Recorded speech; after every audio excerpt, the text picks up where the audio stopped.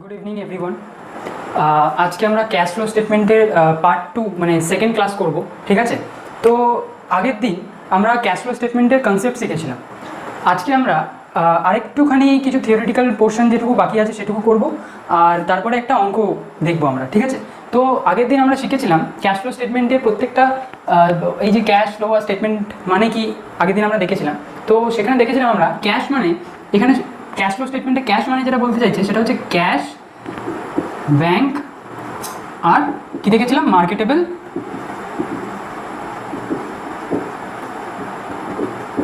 Securities, ঠিক আছে? তাহলে এখানে ক্যাশ বলতে ক্যাশ, ব্যাংক আর মার্কেটেবল সিকিউরিটিসকে বলেছিলাম আমরা, ঠিক আছে? আজকে আমরা একটা নতুন টার্ম শিখব, সেটা কি? সেটা হলো ক্যাশ অ্যান্ড ক্যাশ ইকুইভ্যালেন্স। তো এই ক্যাশ অ্যান্ড ক্যাশ ইকুইভ্যালেন্স মানে কি?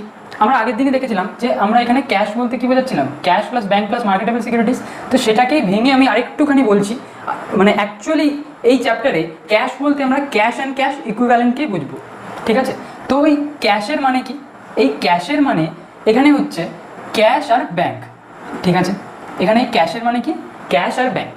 ক্যাশ মানে আমরা জানি যেটা কি, যেখানে গান্ধীজির ছবি ছাপানো থাকে, যেটাকে রাস্তায় যে কোনো লোককে দেখালেই সেটার মূল্য একটা দেয়। তার কারণ কি, ওখানে রিজার্ভ ব্যাংকের গভর্নরের সাইন থাকে এবং প্রমিস থাকে যে যতটা মূল্য ওই কাগজি মুদ্রার মধ্যে লেখা রয়েছে তত পরিমাণের জিনিস কিন্তু আমরা পাবো, এই প্রমিসটা থাকে, ঠিক আছে? তো সেটাকে আমরা ক্যাশ নামে চিনি, মানে নগদ নামে চিনি বা কাগজি মুদ্রা নামে চিনি।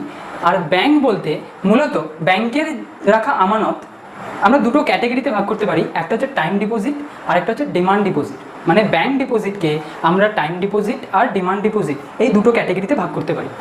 তো টাইম ডিপোজিট আমি যদি খুব সহজ ভাষায় বলি তো এটাকে আমরা এফডি বলে থাকি, ফিক্সড ডিপোজিট, ঠিক আছে? টাইম ডিপোজিট, টাইম ডিপোজিটের ক্যাটাগরির মধ্যে কী আছে? ফিক্সড ডিপোজিট, ঠিক আছে? আর ডিমান্ড ডিপোজিটের ক্যাটাগরিতে দুটো জিনিস আসে। ডিমান্ড ডিপোজিট মানে কি, আমি যখনই চাইবো সেটা তখনই পেয়ে যাবো, ঠিক আছে? এর মধ্যে কী আসতে পারে? ফার্স্ট সেভিংস ব্যাঙ্ক অ্যাকাউন্ট আর সেকেন্ড হচ্ছে কারেন্ট অ্যাকাউন্ট। এখন আমরা যেহেতু বিজনেস পারপাসে আলোচনা করছি, তো সেভিংস ব্যাঙ্কটাকে আমরা একটু দূরে সরিয়ে রাখবো। তাহলে আমরা ডিমান্ড ডিপোজিটের মধ্যে কোনটাকে নিয়ে আলোচনা করবো? Current account. তাহলে আমরা ক্যাশ তো জানি যে ক্যাশ বলতে কি, সেই ক্যাশের ক্যাটাগরির মধ্যে কী আসছে না, ক্যাশ আর ব্যাঙ্ক। এখন ক্যাশ নামে আমরা কি বুঝবো সেটা আমরা জানি, আর ব্যাঙ্ক বলতে আমরা কি বুঝবো? ব্যাঙ্ক বলতে আমরা বুঝবো ব্যাংকে রাখা ডিপোজিট। এই ব্যাংকে রাখা ডিপোজিট দু প্রকারের হতে পারে, টাইম ডিপোজিট, ডিমান্ড ডিপোজিট, ঠিক আছে? টাইম ডিপোজিটের মধ্যে এফডি আর ডিমান্ড ডিপোজিটের মধ্যে আমরা যেটাকে কনসিডার করবো সেটা হচ্ছে কারেন্ট অ্যাকাউন্ট, ওকে? কারেন্ট অ্যাকাউন্টের কিন্তু পজিটিভ ব্যালেন্স, ঠিক আছে? আর কারেন্ট অ্যাকাউন্টে যদি নেগেটিভ ব্যালেন্স আছে সেটাকে আমরা কী নামে জানি? সেটাকে আমরা নামে জানি ব্যাংক ওভারড্রাফট, ঠিক আছে? সেটাকে আমরা কী নামে জানি? Bank overdraft. আচ্ছা, তাহলে আশা করছি ক্যাশ অ্যান্ড ক্যাশ ইকুইভ্যালেন্টে ক্যাশ বলতে আমরা কী বুঝবো সেটা এতক্ষণে ক্লিয়ার হয়ে গেল সবার। এবার আসি ক্যাশ অ্যান্ড ক্যাশ ইকুইভ্যালেন্সে। ক্যাশ ইকুইভ্যালেন্স ইনক্লুডস কি বলছে, আমি এই নোটটা কিন্তু টেলিগ্রাম চ্যানেলেও প্রোভাইড করে দিয়েছিলাম আগেই, যেদিনকার লাস্ট ক্লাস হয়েছিল সেদিন, তার পরের দিনই হয়তো আমি শেয়ার করে দিয়েছিলাম এটা। তো সেখান থেকে আমি জাস্ট বুঝিয়ে দিচ্ছি যে ক্যাশ ইকুইভ্যালেন্স এর মধ্যে কী কী আসবে না, short term highly liquid investments, ঠিক আছে? that are readily convertible into known amount of cash and which are subject to an insignificant risk of changes in value, ঠিক আছে? তার মানেটা কি, মানে মার্কেটে ক্যাশ অ্যান্ড ক্যাশ ইকুইভ্যালেন্সের মধ্যে কি আসে না, short term highly liquid investments that are readily convertible, যেটাকে যে কোনো মুহূর্তে কনভার্ট করা যেতে পারে কিসে না, ক্যাশে। এখন সেটা কীরকম হতে হবে? নোন অ্যামাউন্ট অফ ক্যাশ হতে হবে। মানে আমার কাছে যদি কোনো একটা, আমি ধরে মনে করছি যে শর্ট টার্ম কোনো একটা ইনভেস্টমেন্ট ছিল যেটার ভ্যালু ছিল 50,000, ঠিক আছে? এখন আমি সেটাকে মার্কেটে বেচলাম, মার্কেটে বেচতে যখন যাচ্ছি তখন দেখতে পাচ্ছি যে আমি এর ভ্যালু পাচ্ছি মাত্র 25,000 টাকা। তাহলে এটাকে আমরা কোনোভাবেই কিন্তু ক্যাশ ইকুইভ্যালেন্স বলতে পারবো না। তার কারণ এখানে একটা টার্ম লেখা আছে, সেটা হচ্ছে নোন অ্যামাউন্ট অফ ক্যাশ। এর মানে এটাই যে আমি যে টাকা ইনভেস্ট করেছিলাম অ্যাটলিস্ট সেই টাকা বা তার থেকে বেশি, মানে তার থেকে কম হওয়া যাবে না, ঠিক আছে? তাহলে আশা করছি এটা বোঝা গেল। আর কি, and which are subject to an insignificant risk of changes in value, যার ভ্যালুতে কোনো চেঞ্জেস আসবে এরকম কোনো রিস্ক, এই রিস্কের মাত্রা কিন্তু খুব নগণ্য হবে, ঠিক আছে? তাহলে এরকম হলে হবে না যে আমি 50,000 টাকা ইনভেস্ট করলাম, সেই ইনভেস্টমেন্টটাকে যখন আমি মার্কেটে বেচতে গেলাম তখন সেটা ভ্যালু পাচ্ছি 25,000, এরকম হলে হবে না, ঠিক আছে? তাহলে cash equivalents includes first point কোনটা আমরা বুঝে গেলাম।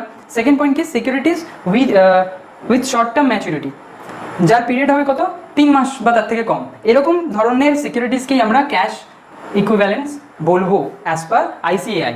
ঠিক আছে, আচ্ছা আমরা আগের দিন মার্কেটেবল সিকিউরিটিজের কথা বলেছিলাম।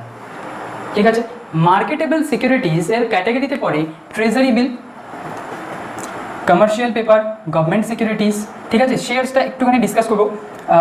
শর্ট টার্ম সিকিউরিটিজ, ঠিক আছে, যেটা এক্ষুনি বললাম লেস দ্যান 3 মান্থসের হতে হবে। ঠিক আছে, ম্যাচুরিটি পিরিয়ড, আর মানি মার্কেট ইনস্ট্রুমেন্ট। ঠিক আছে, আচ্ছা শেয়ার সম্বন্ধে বলি। শেয়ারসটা কি, আমরা কিন্তু মার্কেটেবল সিকিউরিটি সেইগুলো কি বলবো যেগুলোকে আমরা কি তৎক্ষণাৎই কি করতে পারছি, ক্যাশে কনভার্ট করতে পারছি। ঠিক আছে, এখন শেয়ার্স কি, শেয়ার্স কিন্তু যে কোনো শেয়ার্স না, এখানে কিন্তু লিস্টেড শেয়ার্সের কথা বলছি, মানে যেটা কোনো রেকগনাইজ স্টক এক্সচেঞ্জে লিস্টেড রয়েছে। যেমন আমাদের এখানে কি দুটো আমি বলতে পারি, এনএসই আর বিএসসি।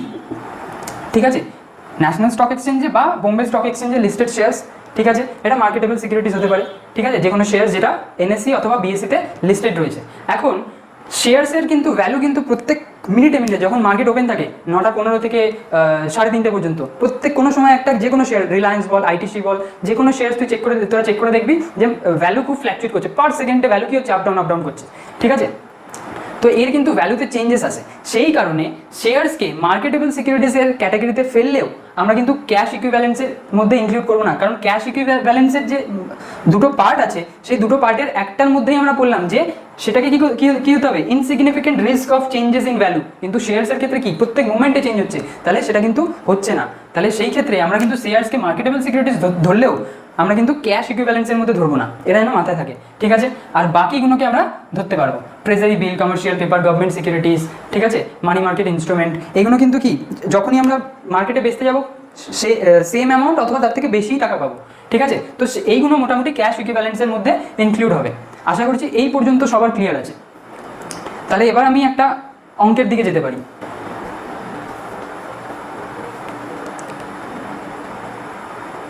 তাহলে পুরো ব্যাপারটা ক্লিয়ার হলো যে আমরা এখানে ক্যাশ বলতে এখন থেকে কি বুঝবো, ক্যাশ অ্যান্ড ক্যাশ ইকুইভ্যালেন্স। ঠিক আছে, ক্যাশের মধ্যে কি আসবে না, ক্যাশ প্লাস ব্যাংক।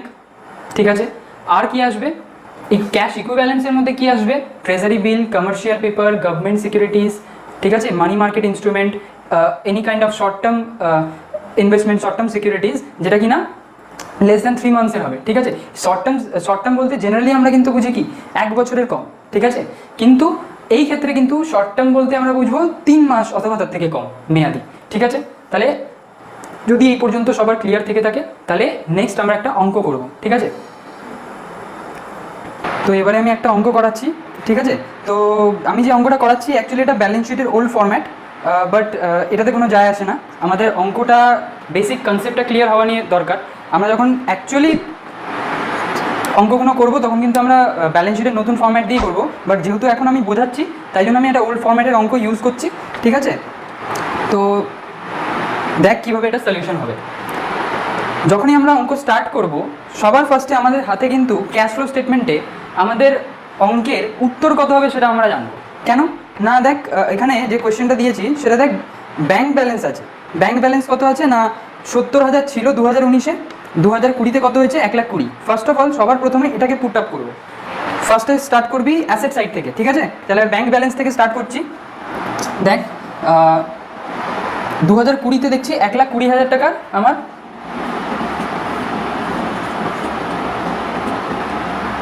ব্যালেন্স আসছে, এটাই তো আমার ফাইনাল আনসার। সবার ফার্স্টে এটাকে পুট আপ করে দিচ্ছি।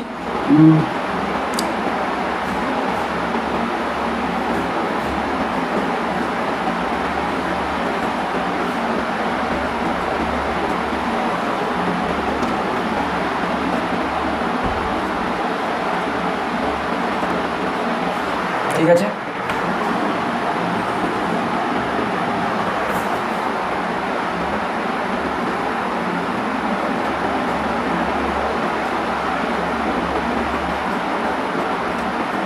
এটা আমার opening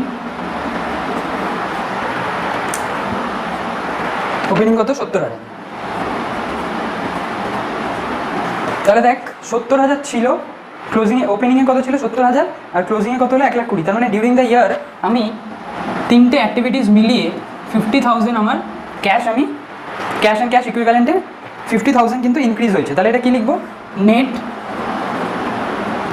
increase in cash and cash equivalent, ঠিক আছে 50,000।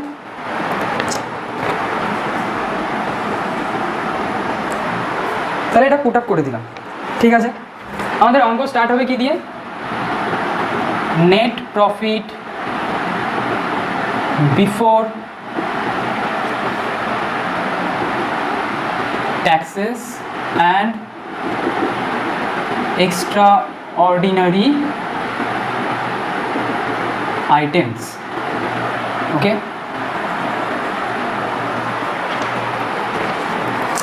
এই অঙ্কটা আমি দুটোভাবেই করাবো, একটা হচ্ছে আমাদের যেটা অ্যাজ পার AS3, ঠিক আছে, যেটা ওল্ড, আর একটা রিভাইজড আছে মডার্ন অ্যাপ্রোচ দিয়ে, যেখানে আমরা PL অ্যাডজাস্টমেন্টের অ্যাকাউন্টের মাধ্যমে করব, তো সেটাও আমি দেখাবো। এই অঙ্কটার মাধ্যমে আমি দুটো মাধ্যমে দেখিয়ে দেবো, যেটা তোদের ইজি মনে হয় তোরা সেটাই করবি, বাট আমি রেকমেন্ড করবো যেটা আমি রিভাইজ ফরম্যাট দেখাবো সেই ফরম্যাটে করতে, ঠিক আছে। তো স্টার্ট করছি মেশিনারি দিয়ে। দেখ অ্যাসেট সাইডে ফার্স্টে আছে মেশিনারি কত ছিল না, 3 লাখ টাকা ছিল 2019-এ, আর হয়ে গেছে কত 2020-তে 5,55,000 টাকা। তাহলে ডিউরিং দ্য ইয়ার 2,55,000 টাকা আমার মেশিনারি বেড়েছে মানে কি হয়েছে, নিশ্চয়ই কোনো মেশিনারি পারচেস করেছি। তাহলে মেশিনারি পারচেস করেছি, কোথায় যাবে, ইনভেস্টিং অ্যাক্টিভিটিসে, পারচেস অফ মেশিনারি, ঠিক আছে 2,55,000 টাকা। আচ্ছা মেশিনারি পারচেস করেছি, তার ফলে আমার ক্যাশে কি এফেক্ট হবে, ক্যাশ আমার কমে যাবে, ওই জন্য নেগেটিভ, ঠিক আছে। দেন ডেটার্স, আচ্ছা ডেটার্স কারেন্ট অ্যাসেট, তাই তো, তাহলে কোথায় যাবে, অপারেটিং অ্যাক্টিভিটিসের আন্ডারে যাবে, অ্যাডজাস্টমেন্ট ফর, এখানে আমরা নন ক্যাশ আইটেমগুলোর অ্যাডজাস্টমেন্ট করব, আর ঠিক তার একটু নিচে আমরা এখানে করব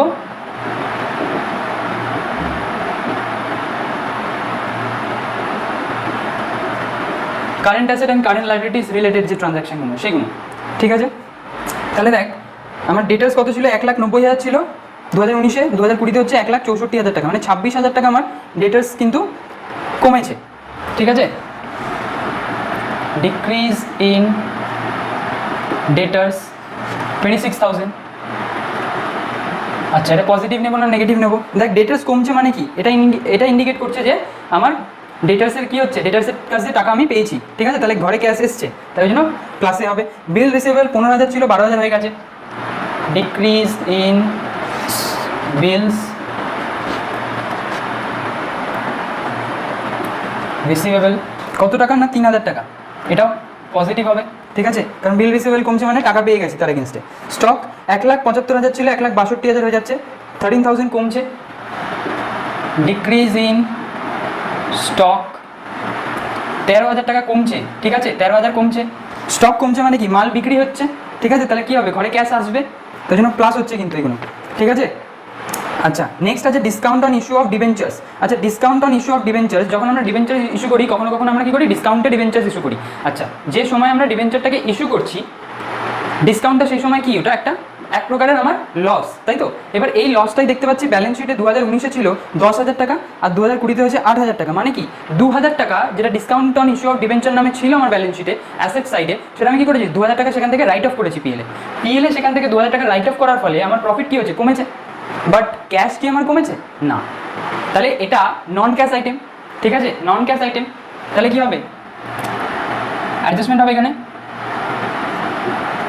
discount on issue of debentures কত 2,000 টাকা, এটা কি প্লাসে হবে কিন্তু, ঠিক আছে, কারণ নন ক্যাশ আইটেম, এটা ডিবেঞ্চারের ডিসকাউন্টটা রাইট অফ করেছি বলে পিএলে আমার কি হচ্ছে প্রফিট কমেছে, ঠিক আছে, ওটাকে আবার অ্যাড ব্যাক করে দিতে হবে। আচ্ছা অ্যাসেট সাইডে সব কিছু হয়ে গেল, এবার চলে আসি লাইবিলিটি সাইডে। দেখ ইকুইটি শেয়ার ক্যাপিটাল আছে 2.5 লাখ টাকা ছিল 4 লাখ টাকা হয়ে গেছে, ঠিক আছে, ইকুইটি শেয়ার ক্যাপিটাল ফিনান্সিং অ্যাক্টিভিটিসের পার্ট, ঠিক আছে, তাহলে কী হবে আমি আমার কোম্পানির শেয়ার ইস্যু করছি ফিনান্সিং অ্যাক্টিভিটিসের পার্ট, ঠিক আছে, তাহলে 2.5 লাখ টাকা ছিল 4 লাখ টাকা হয়েছে মানে 1.5 লাখ টাকা শেয়ার ইস্যু করেছি, তাহলে ইস্যু অফ ইকুইটি শেয়ারস কত 1.5 লাখ টাকা প্লাসে হবে, তার কারণ হচ্ছে ঘরে ক্যাশ এসছে, তাই তো। ডেপ্রিসিয়েশন রিজার্ভ আছে, ডেপ্রিসিয়েশন রিজার্ভ 50,000 ছিল 55,500 হয়ে গেছে, তাহলে 5,500, ঠিক আছে, এটাও নন ক্যাশ আইটেম।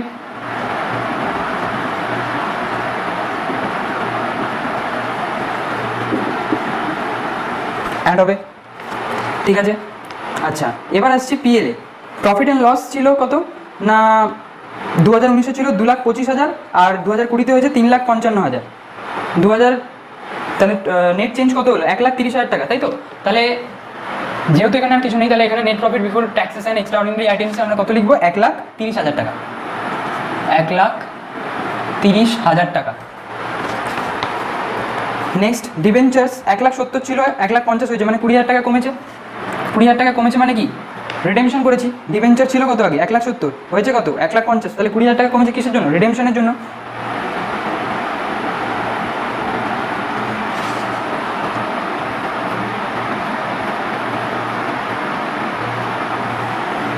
নেগেটিভ হবে, ঠিক আছে। ক্যাশ কিন্তু আমাকে পে করে দিতে হয়েছে। নেক্সট ক্রেডিটার্স 45,000 ছিল, 35,000 হচ্ছে। ক্রেডিটার্স কি হচ্ছে তাহলে? কমছে। Decrease in creditors, decrease in creditors 10,000 টাকা। আচ্ছা, ক্রেডিটার্স কমছে মানে কি? ক্রেডিটার্স কমছে মানে কি? ক্রেডিটার্স কমছে, এটা তার মানে এটা ইন্ডিকেট করছে যে আমি ক্রেডিটারকে টাকা পে করে দিয়েছি, তাহলে আমার ঘরের থেকে ক্যাশ কী হয়েছে? বেরিয়ে গেছে, মানে আমার প্রতিষ্ঠান থেকে ক্যাশ বেরিয়ে গেছে। তাহলে এটা কিসে হবে? নেগেটিভ হবে। বিলস পেবেল 20,000 ছিল, 25,500, মানে 5,500 বাড়ছে। তাহলে ইনক্রিজ ইন বিলস পেবেল কত? 5,500। আচ্ছা, 5,500 ইনক্রিজ হচ্ছে, তার মানে এটা কি ইন্ডিকেট করছে? যে আমি নিশ্চিতভাবে ধারে মাল কিনেছি আর তার এগেনস্টে আমি বিল দিয়েছি আমার সাপ্লায়ারদের, তাই তো? তাহলে ওই জন্যই বিলস পেবেল বেড়েছে। তার মানে কি এটা প্লাসেই হবে, তার কারণ আমি টাকা দিইনি, মানে ক্রেডিটারদের, ঠিক আছে, আমি টাকা ক্রেডিটারদের দিইনি, তার মানে এটা ইন্ডিকেট করছে যে ওই টাকা, ওই পরিমাণ টাকাটা আমার প্রতিষ্ঠানেই রয়ে গেছে। তার মানে বলতে পারি এক প্রকারের ওই ক্যাশটাকে আমি বাঁচিয়ে নিয়েছি, ঠিক আছে। তাহলে এটা কী হবে? বিলস পেবেল পজিটিভেই আসবে, ঠিক আছে। তাহলে মোটামুটি সব হয়ে গেল। এবার দেখা যাক কত কি রেজাল্ট আসছে।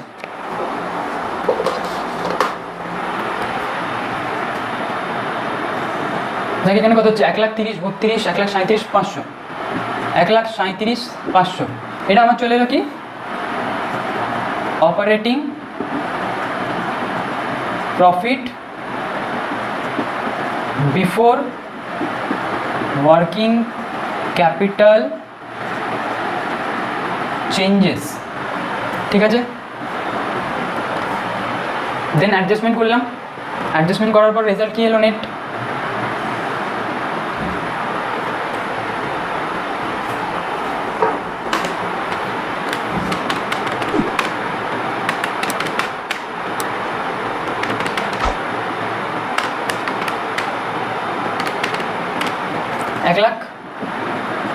1,75,000 টাকা, তাই তো? আমি এটাকে একটুখানি মুছে নিচের দিকে করে লিখছি, ঠিক আছে, নাহলে একটু জায়গাটা ঠিকভাবে প্রেজেন্টেশন হবে না।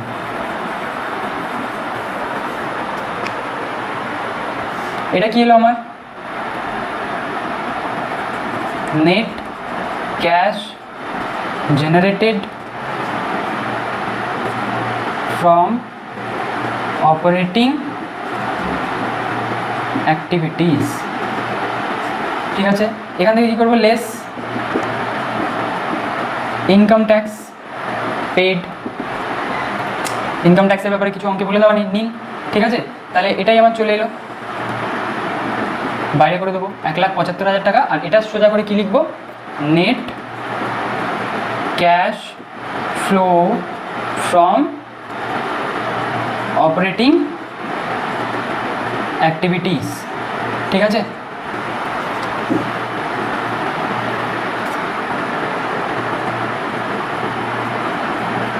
আচ্ছা, এরপরে আমাদের কী ছিল?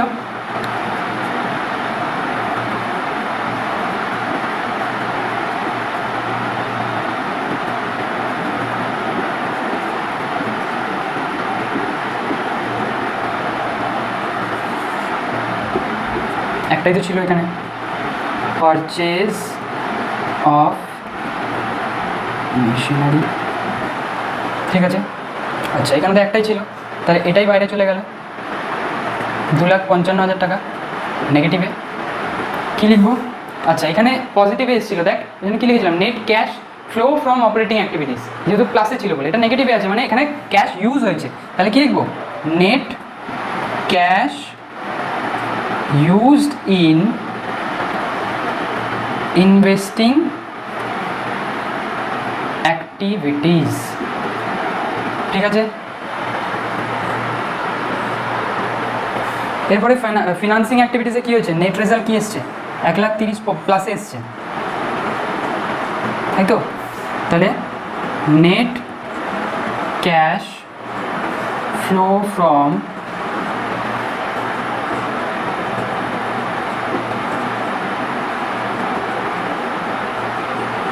Financing activities 1,30,000। এবার দেখ এই তিনটের ফাইনাল রেজাল্ট বার কর, দেখ 1,75,000 প্লাস 1,30,000 মাইনাস 2,55,000, দেখ নেট রেজাল্ট কত হলো, 50,000। তার মানে দেখ আনসার আগে থেকেই আমার কাছে রয়েছে অলরেডি। ঠিক আছে, জাস্ট আমাদের কি করতে হবে, যে এই 50,000-এর যে চেঞ্জটা এলো, এই যে net increase in cash and cash equivalent, এটা কোন অ্যাক্টিভিটিস থেকে কত কত হলো, এই জিনিসটা নিয়ে আমাদের এই অঙ্কটা করতে হবে। ঠিক আছে, আশা করছি এই অঙ্কটা পুরোপুরি ক্লিয়ার হলো। আমি এর যে প্রপার ফরম্যাটটা, ঠিক আছে, অপারেটিং অ্যাক্টিভিটিসের যে প্রপার ফরম্যাটটা আমি কিন্তু টেলিগ্রাম চ্যানেলে সেটা শেয়ার করে দেবো, একটুখানি দেখে নিস। ঠিক আছে, আর এটাকে আমি বলেছিলাম যে রিভাইজ ফরম্যাটে কীভাবে করবো। যদি আমরা রিভাইজ ফরম্যাটে করি তাহলে আমাদের কী করতে হবে, আর কিছুই না, দেখ একটা খালি আলাদা কী করবি, adjusted profit and loss account. ঠিক আছে, adjusted profit and loss account বানাবি।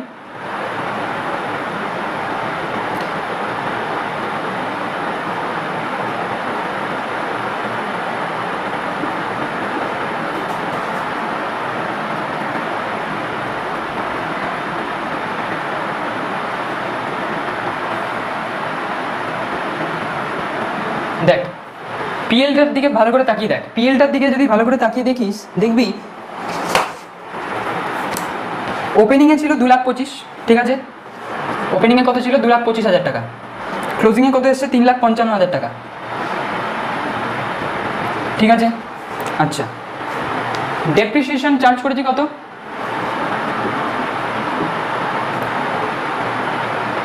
5,500 টাকা। আর discount on issue of debentures কত, 2,000 টাকা, তাই তো, এটা চার্জ করেছি। দেখ রেজাল্ট কত হলো finally,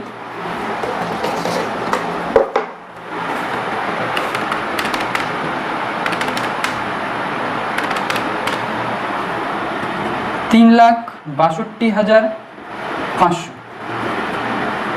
both side total, minus 2,25,000 এপাশে ছিল 1,37,500, এটা কি বাই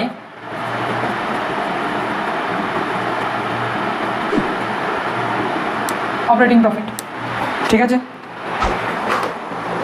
দেখ এটাই এবার দেখ অপারেটিং প্রফিট কত ছিল, 1,37,500। তো দেখ এই যে operating profit before working capital changes কত, 1,37,500। তার মানে আমরা রিভাইজ ফরম্যাটে যদি করি তাহলে আমরা কী লিখবো, যে এই যে এইটুকু পার্টকে আমরা হাঁটিয়ে লিখবো। জাস্ট স্টার্টিংটা করবো কোথা থেকে, অপারেটিং প্রফিট বার করার পর। তার জন্য আমাদের কী চাই, অ্যাডজাস্টেড পিএল। এবার হতে পারে কিছু কিছু অঙ্কের ক্ষেত্রে তোদেরকে মানে বেশ কিছু অঙ্কের ক্ষেত্রে তোদেরকে কী করতে হবে, আলাদা আলাদা সবার অ্যাকাউন্ট কাটতে হবে। আর অ্যাডজাস্টেড পিএলটাই হচ্ছে মেইনলি লাগে, অ্যাডজাস্টেড পিএলটা। ঠিক আছে, অ্যাডজাস্টেড পিএলটা যদি ঠিকভাবে করতে পারিস, দেখ এখান থেকে তোর অপারেটিং প্রফিট বেরিয়ে যাবে, আর সেই অপারেটিং প্রফিটটাই এখানে বসিয়ে দিবি, দিয়ে তারপরে বাকি যা করলাম সেম। ঠিক আছে, তাহলে আশা করছি এই পর্যন্ত বোঝা গেল। আর আমি এর প্রপার ফরম্যাটটা টেলিগ্রাম চ্যানেলে দিয়ে দেবো। আর নেক্সট দিন আমরা কী করবো, প্রভিশন ফর ট্যাক্স আর প্রপোজ ডিভিডেন্ড রিলেটেড যে অঙ্কগুলো রয়েছে সেগুলো সলভ করার চেষ্টা করব। ঠিক আছে, কারণ পরীক্ষায় কিন্তু প্রপোজ ডিভিডেন্ড বা প্রভিশন ফর ট্যাক্স এই ধরনের মানে আইটেম দিয়ে কিন্তু অঙ্ক আসার চান্সেস খুব হাই আছে। ঠিক আছে, তাহলে আজকের পর্যন্ত মানে আজকের ক্লাস এই পর্যন্তই, দেখা হচ্ছে পরের ক্লাসে। ঠিক আছে।